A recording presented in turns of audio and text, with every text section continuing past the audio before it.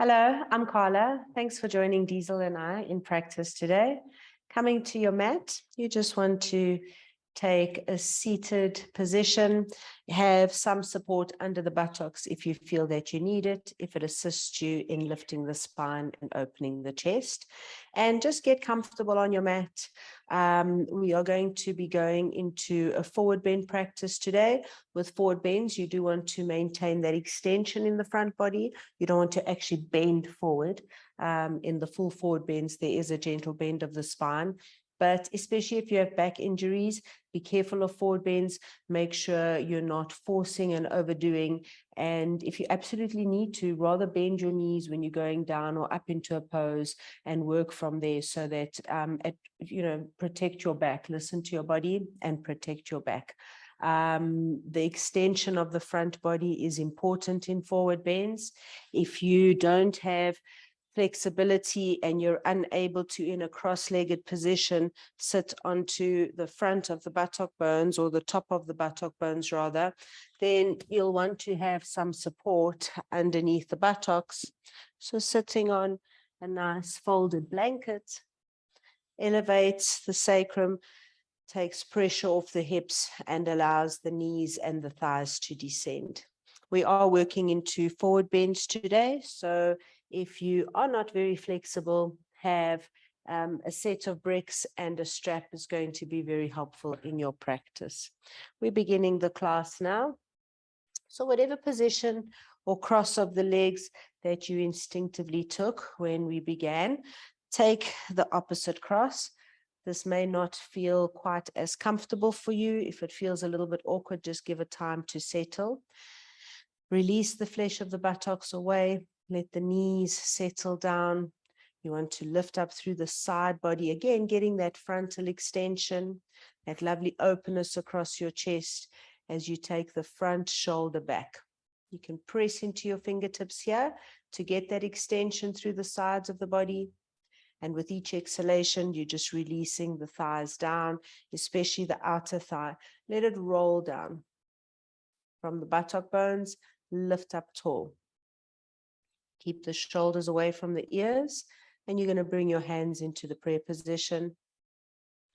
On an exhalation, let the eyes gently close. With the eyes closed, don't allow the spine to slump, the chest to close. Keep that tallness, that openness. Stay with your breath.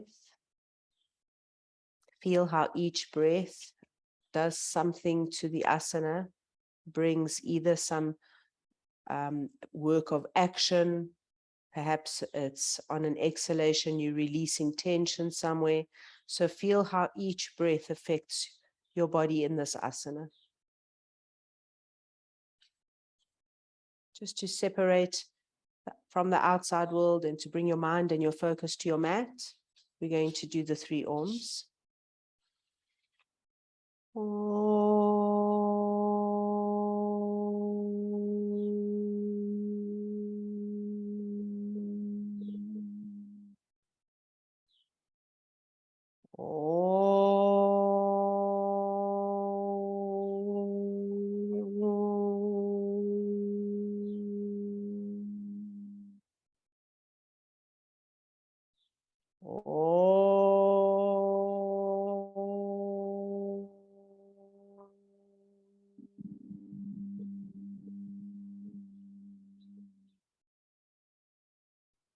Stay with your breath. On an inhalation, just check, have you kept the spine tall, the chest open? The exhalation helps to bring the shoulder blades into the body to support that openness in the chest. When you lift and open the chest, just be mindful that you're not lifting the front ribs and drawing them forward. You want to make sure that the abdomen is back towards the spine to support that length in the lumbar spine. Now dropping the head down. Release your hands into the lap. Gently lift your head up and allow the eyes to open. Just starting with a gentle twist just to warm up the spine. Just working with your breath. As you exhale, you're twisting. As you inhale, you're lifting. As you exhale, you're untwisting. The second twist, back of the hand can press against the thigh to open the chest.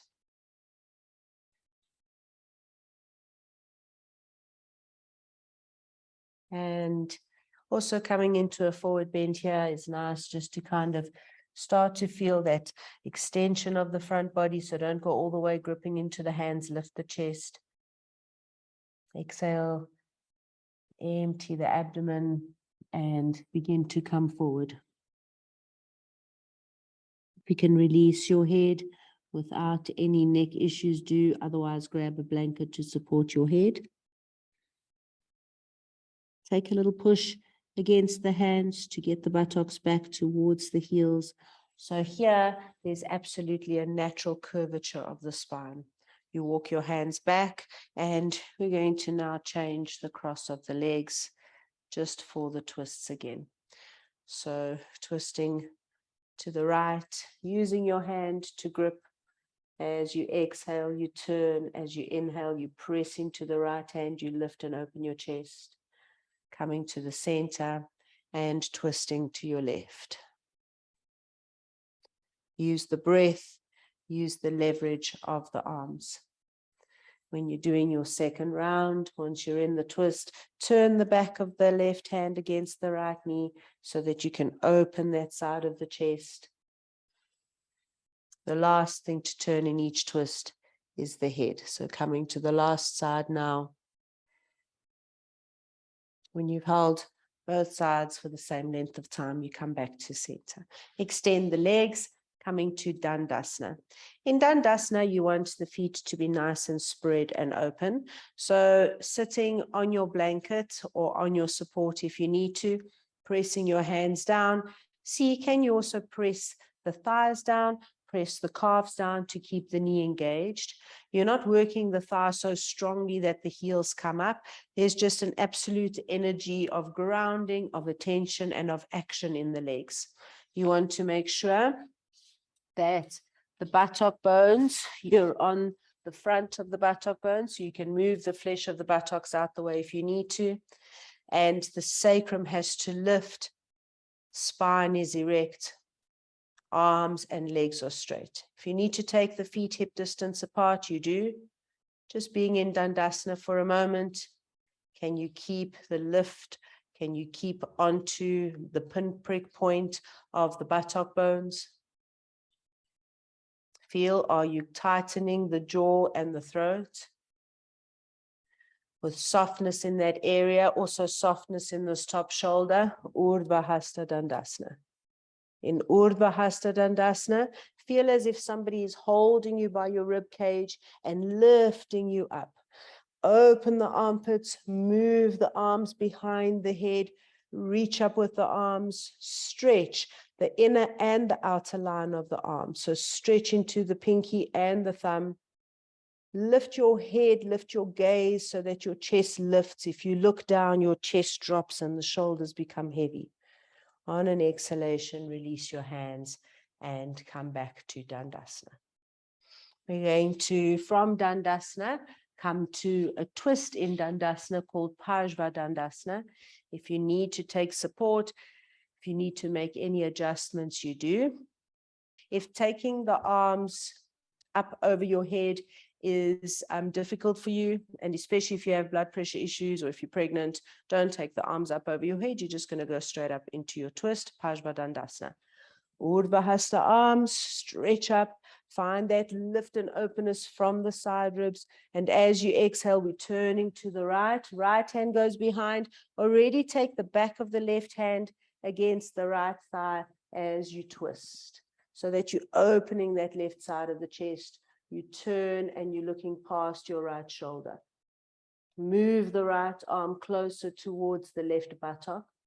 Press into the right hand to keep that lift and openness of the chest.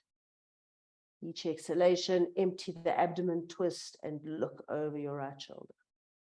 And coming back to center. Urdhva Hastasana.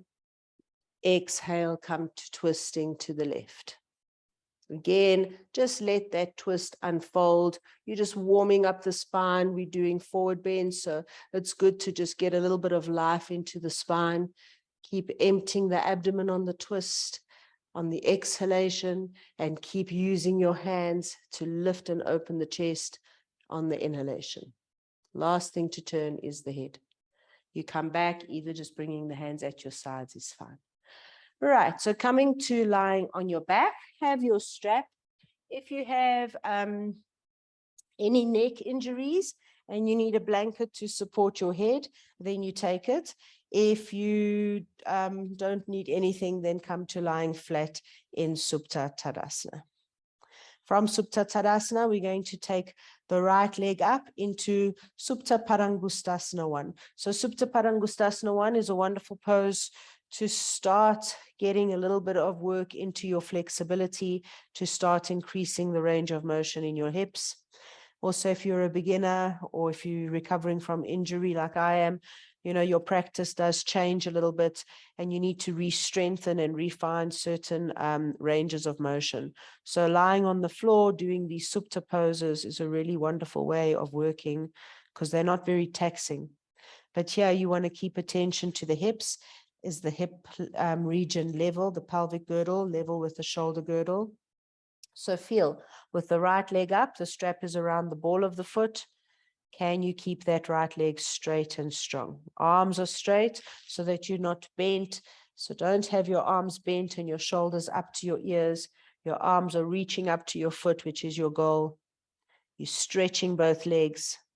You're splitting the legs apart. You're trying to see, can I slowly bring that foot towards me? And then notice, are you trying to really just work into that stretch with your breath, or are you using grit? Are you clenching the teeth? Are you pressing the back of the head into the floor? And just be here for a few moments. This right thigh is resisting away, the same way it did in Dandasana when it was settling on the floor. When at first you can stretch the heel away from you, bringing the toes towards you, there you'll feel a really strong stretch through the back of the leg, so you're flexing. And then extending into the big toe mound slightly, not a full extension, just to bring life and action to the front leg too. When you've been there for a few breaths, you bend the knee and hug it into you in Ekapada Pavamuktasana and release, coming to Supta Tadasana. Hold these poses as long as you're able to, as long as you're comfortable. Now you're going to bend up your knee again. Take the strap around the ball of the left foot. First, you're just stretching the legs, stretching the arms. Seeing, can I keep this length in the left waist? Am I able to take that left buttock and move it towards the right foot so that my hips are level? Press that right inner thigh into the floor. Don't let that right leg go. Press it down, extend both legs. Ayik used to say, imagine that bone of the leg piercing the heel. So stretch both legs. And as you stretch, see, does something come? Can I slowly creep my hands towards my foot? All the while keeping the legs strong, the legs extended, the teeth, the jaws relaxed, back of the neck long and the head not pressing into the floor. Press the right thigh into the floor.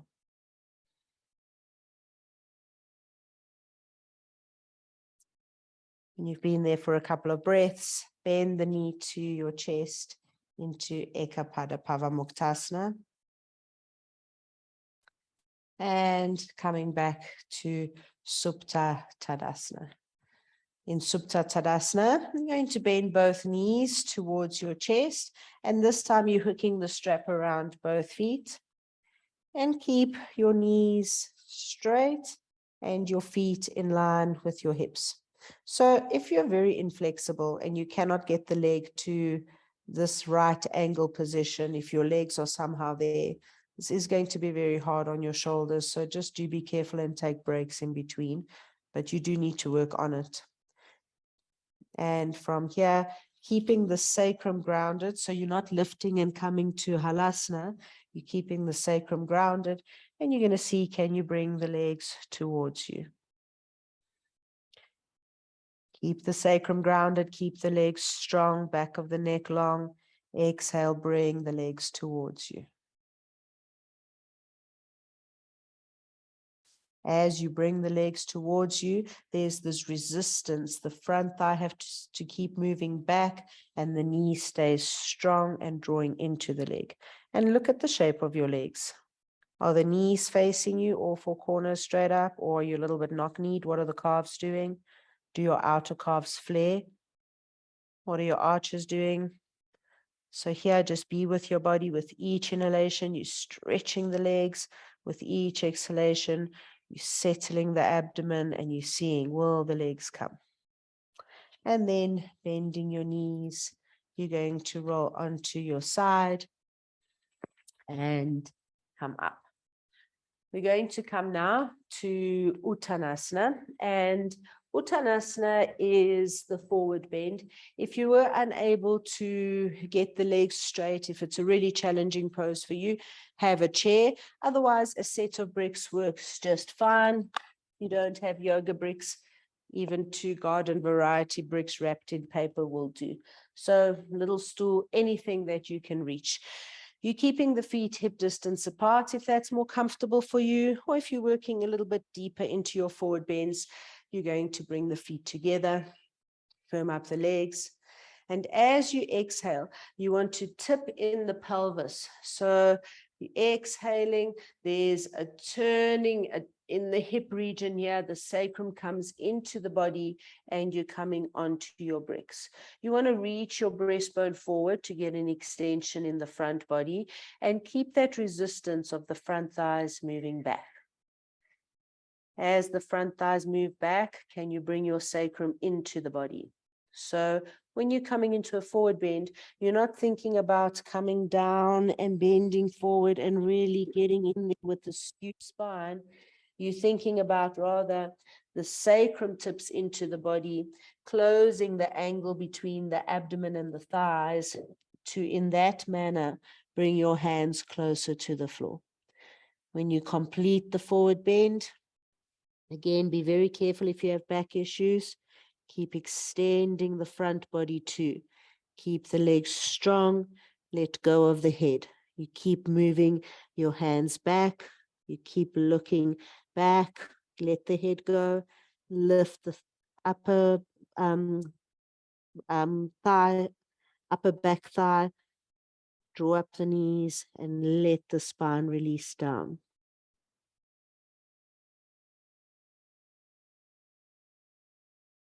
Coming forward to the halfway position. Make sure the legs are strong. As you inhale, you reach the chest forward to open the front spine and to find some buoyancy coming up on an inhalation. Be in Tadasana for a few breaths. We're coming now to Parsvottanasana. Again, if you need your bricks for Parsvottanasana, have them near the front or the side of your mat. We're going to go to the right side first, so you'll have your bricks to the right side from Tadasana. You're going to bring your fingertips to your chest and you're stepping or jumping the feet apart. You should jump the hands apart first, but I'm still nursing an injury, so I take them slowly. From here, you're going to turn or take the hands onto the hips rather. You're going to turn that back foot deeply in, turn the right foot all the way around, and you want to turn the hip from the left to the right. Now, once you've turned your hips, the front foot is facing directly to the right, and that back foot is turned in. You stay on the back foot, stay with the hips level, same as in Uttanasana, bring the sacrum in. Find that extension in the front body and come to either your set of bricks or take your fingertips on the floor. This is Parsvottanasana. In Parsvottanasana, keep standing on the feet, make the legs tall. In Parsvottanasana, the thighs are still moving back. So right from the root of the thigh, move back, especially this right thigh. At the very root of the right thigh, move back. Can you bring this front left hip to turn and point towards the right toes? The hips have to be squared off here. So really turn the hips, level them off, keeping the legs as strong as you possibly can. You can work your way to the floor slowly. And if you're quite comfortable on the floor, you can begin to move your hands back and look back at the back foot. Stay for a few breaths. Each breath, be attentive to what your body is doing. There are areas of action and extension. There are areas of quietness and release of tension. Coming back to the halfway position. Firm up the legs and really press into the feet. You want to press into the feet to lift up tall so that you can turn, and then we'll go to the other side. If you are unable to lift up, if your legs aren't strong and steady enough, you might struggle with coming to the upright, but don't be tempted to just step the feet together.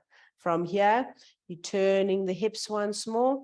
Outer edge of the back foot is pressing into the floor. Suck up this front thigh, and with strong legs, resisting the thighs back, bring your sacrum into the body, keeping the sacrum level. Coming either onto your bricks or onto the floor. That left foot, the inner line of the left foot, don't allow it to become light. Keep it in a Tadasana action. And when you look back at that right foot, ground into that outer heel and lift the back arch. Turn so that you're turning from the right hip to the left hip so that the sacrum is level.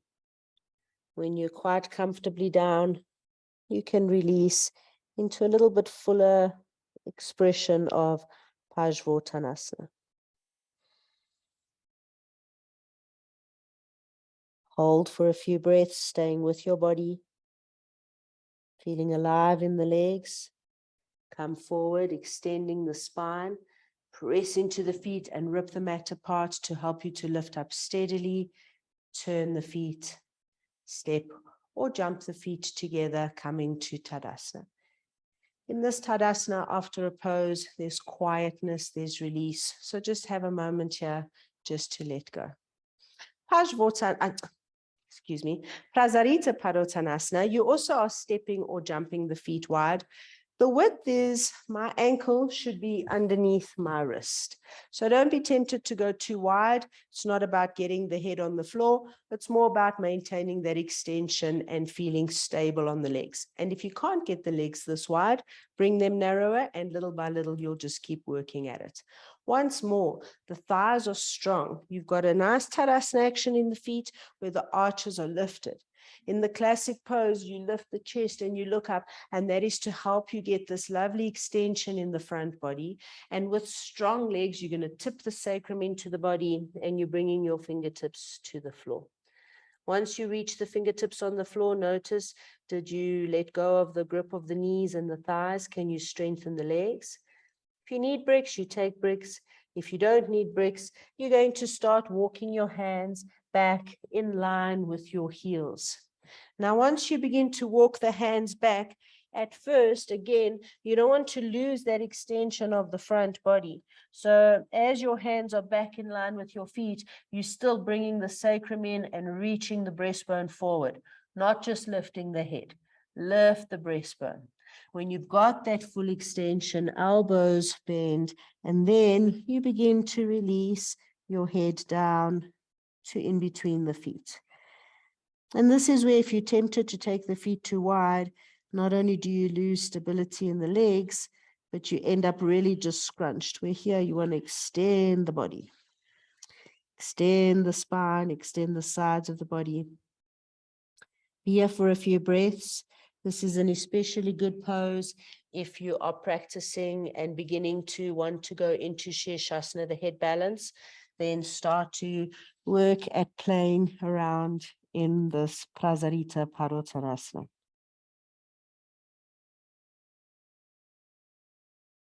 From Prasarita Padottanasana, come back to the halfway position. Firm legs, come up. If you need to heel toe in before you come up, then absolutely do.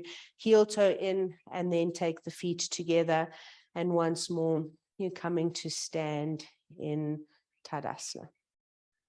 Just taking a few quiet breaths here, some soft, still breaths, feeling the effects of those forward bends on your body. As a nice release, we even use Uttanasana sometimes. So come to a wall where you're stepping your foot a full step away from the wall. Keep the feet hip distance apart. You want the root of the thighs to be strongly lifted up, the buttocks lift up, and then you're extending forward. Let the buttocks lean into the wall. Let there be softness in your shoulders. Quieten yourself here. You can cross your forearms and really just lengthen the sides of the body down. If you do cross your forearms, remember to change the cross of the forearms. And then come onto your fingertips and lift yourself up. So yes, Uttanasana can also be a restorative pose. Forward bends sometimes cause us to scrunch quite a little bit into the front body, especially if you're not used to extending them. So coming into Setu Bandha as a release is a very beneficial pose to do after forward bends. Parsvottanasana is also, but it's not always easy for beginners. Taking a brick, you're going to lie on your back. You can either take the brick on its medium height, especially if you're a beginner and you're a bit nervous, or you can take it on its tallest height. Pop it under your buttocks. The tailbone is resting on the brick, so a little bit of the buttocks on the hips, a little bit of the sacrum. Turn the upper arms down, lengthen the back of the neck. And here, the sides of the chest are open. You can breathe easily. The abdomen is nicely released. There's openness where previously you may have scrunched into the diaphragm region. Even the groins are getting a release here. If you have no back issues, if you have a regular yoga practice, you can also extend the legs. This gives you more of the full Setu Bandha position and gives you that lovely openness and stretch in the front body that a release like Parsvottanasana would give you also. Can be here for a few breaths, bringing the chest towards the chin. Back of the neck is long, throat is soft. So you're doing that Jalandhara Bandha shape that you would get if you were doing shoulder balance. If at any point having the legs straight catches your back, then bend the knees. If you're able to slowly consider maybe bringing the legs closer together, then do. All the while feeling your body, listening to feedback from your body, making the necessary adjustments. Bending your knees. To come down, don't come down in one foul swoop. And especially when you come down, bring your spine down from the neck to the tailbone, one vertebra at a time, as if you were placing down a thread of beads. So pressing into the feet, lift up off the brick, and then turning the brick on its side so that it will go across the hips, release the back down, settle the sacrum onto the lowered brick. And then when you're ready again, on the next breath, lift up, drop the brick once more, curling the spine down a little by little until eventually you remove the brick and let the whole spine release down to the floor.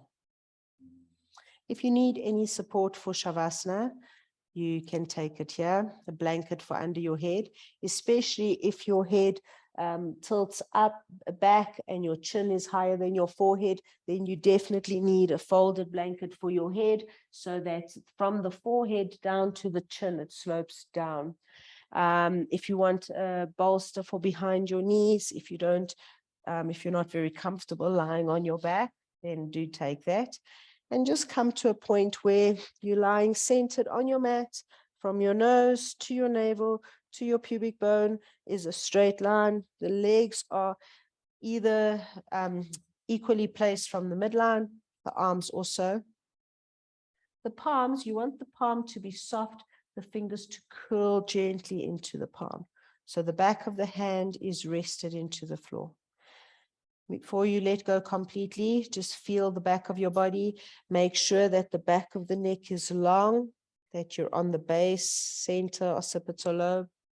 From the top shoulder down the shoulder blade, the skin of the upper back is released down, and also the flesh of the buttocks. So if you need, bend your knees, do a little bit of a pelvic tilt, move the flesh of the buttocks away so that the waist isn't pinched.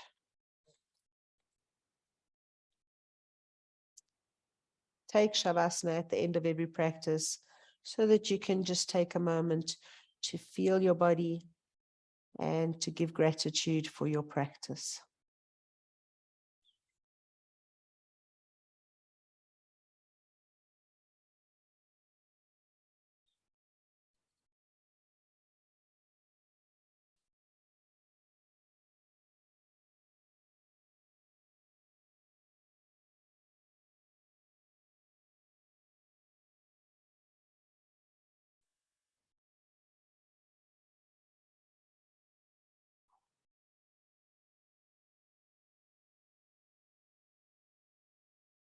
You can stay in Shavasana for as long as you want or need or have time for. But if you need to get going, start to let the breath deepen. Inhalations drawing you back to the surface of consciousness. Bring your hands to rest anywhere on your torso where is comfortable for you. Elbows are still rested into the floor. On the next breath in, stretch your arms over your head. Give your body a long, deep stretch. You can yawn or sigh the breath out. And then bending your knees, you're going to roll onto your right-hand side. Stay in that fetal position for a few breaths so that you can hold on to that lovely state of Shavasana. When you feel ready to come up, press your left hand into the floor. Come up slowly, bringing the head up last. Once you're back in a seated position, just take a moment again to draw inward by closing the eyes, lifting the spine and opening the chest on an inhalation. Bring your hands together in the prayer position. Just want to take that internal focus once more as you take a moment here to give thanks for the health and strength of your body.